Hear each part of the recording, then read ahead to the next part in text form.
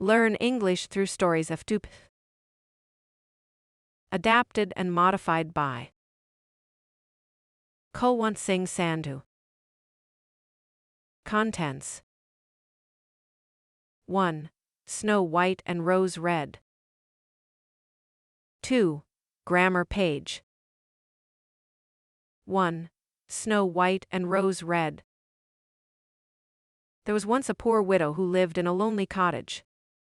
In front of the cottage was a garden wherein stood 2 rose trees, one of which bore white and the other red roses. She had 2 children who were like the 2 rose trees, one was called Snow White, and the other Rose Red. They were the sweetest and best children in the world, always diligent and always cheerful. But Snow White was quieter and gentler than Rose Red. Rose Red loved to run about the fields and meadows, and to pick flowers and catch butterflies, but Snow White sat at home with her mother and helped her in the household, or read aloud to her, when there was nothing to do. The 2 children were so fond of one another, that they always held each other by the hand when they went out together, and when Snow White said, "We will not leave each other," Rose Red answered, "Never so long as we live," and their mother would add, "What one has she must share with the other." They often ran about the forest alone and gathered red berries, and no beasts did them any harm, but came close to them trustfully. The little hare would eat a cabbage leaf out of their hands, the deer grazed by their side, the stag leapt merrily by them, and the birds sat still upon the boughs, and sang whatever they knew. No misfortune overtook them. If they had stayed too late in the forest, and night came on, they laid themselves down near one another upon the grass and slept until morning came, and their mother knew this, and did not worry on their account. Once when they had spent the night in the wood, and the dawn had roused them, they saw a beautiful child in a shining white dress sitting near their bed. He got up and looked quite kindly at them, but said nothing and went into the forest. And when they looked round they found that they had been sleeping quite close to a precipice, and would certainly have fallen into it in the darkness, if they had gone only a few paces further. And their mother told them that it must have been the angel who watches over good children. Snow White and Rose Red kept their mother's little cottage so neat that it was a pleasure to look inside it. In the summer Rose Red took care of the house, and every morning laid a pair of flowers by her mother's bed before she woke up, which was a rose from each tree. In the winter Snow White lit the fire and hung the kettle on the hob.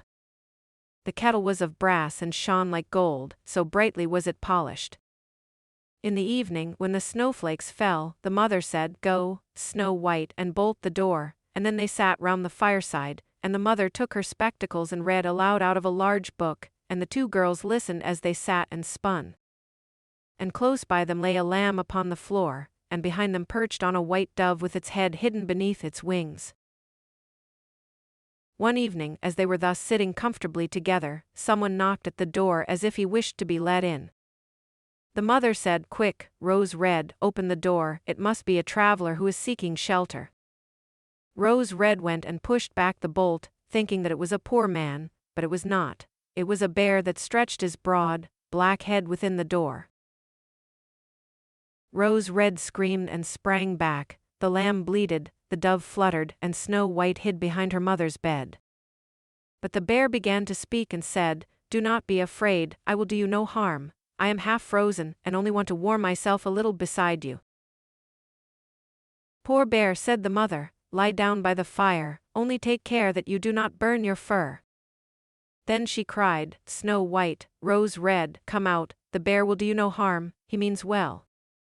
So they both came out, and by the lamb and dove came nearer, and were not afraid of him. The bear said, "Here, children, knock the snow out of my coat a little." So they fetched a brush and scrubbed him till he was dry, and he stretched himself by the fire and growled contentedly and comfortably. It was not long before they grew quite at home and played tricks with their clumsy guest. They tugged his hair with their hands, put their feet upon his back and rolled him about, or they took a hazel stick and beat him, and when he growled they laughed. But the bear took it all in good spirit, only when they were too rough he called out, "Leave me alone, children." "Snow White, Rose Red, will you beat your lover dead?" said mother. When it was bedtime, and the others went to bed, the mother said to the bear, "You can lie there by the fireside, and then you will be safe from the cold in the bad weather."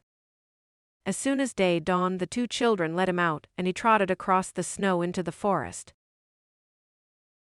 Henceforth the bear came every evening at the same time, laid himself down by the fireside, and let the children amuse themselves with him as much as they liked, and they got so used to him that the doors were never fastened until their black friend had arrived. When spring had come and all outside was green, the bear said one morning to Snow White, "Now I must go away, and cannot come back for the whole summer." "Where are you going then, dear bear?" asked Snow White. "I must go into the forest and guard my treasures against the wicked dwarfs. In the winter, when the earth is frozen hard, they are obliged to stay below, and cannot work their way through, but now, when the sun has thawed and warmed the earth, they break through it, and come out to spy the land and steal, and what once gets into their hands, and in their caves, does not easily see daylight again." Snow White was quite sorry at his departure, and as she unbolted the door for him, and the bear was hurrying out, he caught against the bolt and a piece of his hairy coat was torn off, and it seemed to Snow White as if she had seen gold shining through it, but she was not sure about it. The bear ran away quickly and was soon out of sight behind the trees. A short time afterwards the mother sent her children into the forest to get firewood. There they found a big tree, which lay fallen on the ground, and close by the trunk something was jumping backwards and forwards in the grass, but they could not make out what it was. When they came nearer they saw a dwarf with an old withered face and a snow-white beard a yard long. The end of the beard was caught in a crack of the tree, and the little fellow was jumping about like a dog tied to a rope, and did not know what to do. He glared at the girls with his fiery red eyes and cried, "Why do you stand there? Can you not come here and help me?" "What are you up to, little man?" asked Rose Red. "You stupid, prying goose," answered the dwarf, "I was going to split the tree to get a little wood for cooking. The little bit of food that we people get is immediately burnt up with heavy logs. We do not swallow so much as you coarse, greedy folk. I had just driven the wedge safely in, and everything was going as I wished, but the cursed wedge was too smooth, and suddenly sprang out, and the tree closed so quickly that I could not pull out my beautiful white beard, so now it is tight and I cannot get away, and the silly, sleek, milk-faced things laugh. Ugh, how horrible you are." The children tried very hard, but they could not pull the beard out, it was caught too fast. "I will run and fetch someone," said Rose Red. "You senseless goose," snarled the dwarf. "Why should you fetch someone? You are already too many for me. Can you not think of something better?" "Don't be impatient," said Snow White, "I will help you," and she pulled her scissors out of her pocket, and cut off the end of the beard.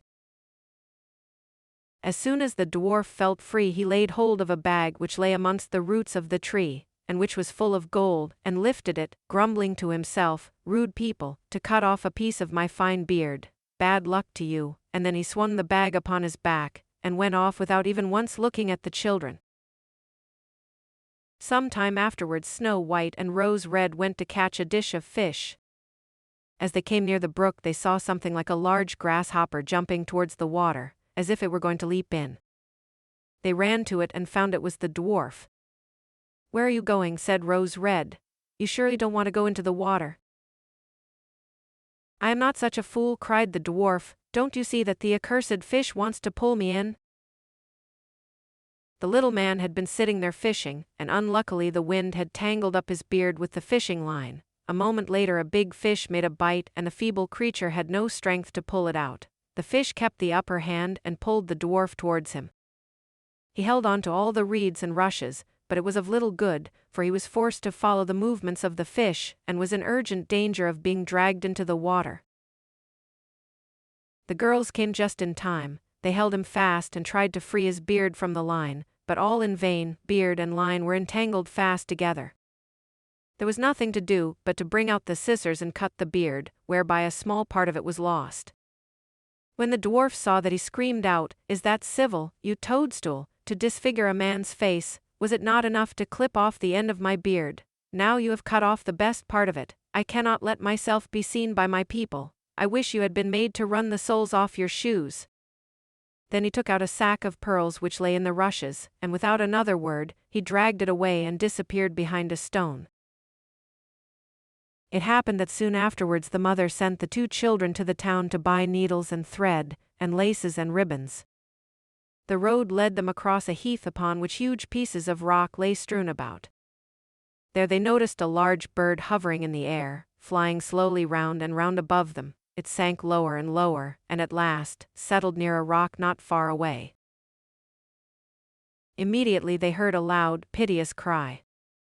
They ran up and saw with horror that the eagle had seized their old acquaintance the dwarf, and was going to carry him off. The children, full of pity, at once took tight hold of the little man and pulled against the eagle so long that at last he let his booty go.